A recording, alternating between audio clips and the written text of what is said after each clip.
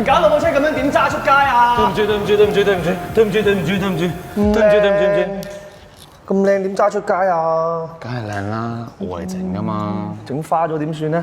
咁今日咧好開心咧，可以揾到恒仔同我哋傾下偈啦。咁首先想問你第一個問題啦，就點解會揾到我哋啦，去幫你架車改頭換面咧？我記得初來同你傾嘅時候，你就問我紅色啊、橙色啊嗰啲要唔要？我唔好話太高調啦，咁樣即係好貼身嘅個服務，即係我覺得係一嚟到，跟住你又會諗埋我平時會點揸啊，又或者會去邊度啊，或者你個人個性格係點啊，即係慢慢傾嘅。咁我覺得而家個成品出嚟就好好啦，即係我覺得好開心，即係知道你係有做過一啲改動，但係又唔係太過浮誇咁樣，就好啱我性格咯，我覺得。第二個問題我都好好奇就係咧，架車揸咗一段時間啦，點解一直都冇黐 PPF 呢一樣嘢咧？我本來架車係白色嘅，咁其實我都好中意嗰個色嘅，咁但係揸得耐咧，當然就個新鮮感就少咗啦。咁同埋佢開始有啲花，以前啲鐵膜咧，我知道淨係鐵膜嘅啫嘛，即係轉色膜。咁但係而家你呢一隻鐵膜係有埋保護作用㗎嘛。係啦。咁我就覺得哇，咁好好喎，即係又可以轉色，又可以有新鮮感，同時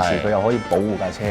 冇錯，呢個就係 Color PPF 嘅賣點啊，就係將保護同轉色二合為一張膜。咁你貼完膜之後，除咗轉色嘅視覺效果之外咧，又唔使驚啲石仔淡化，都係你想貼 Color PPF 嘅原意嚟嘅。係，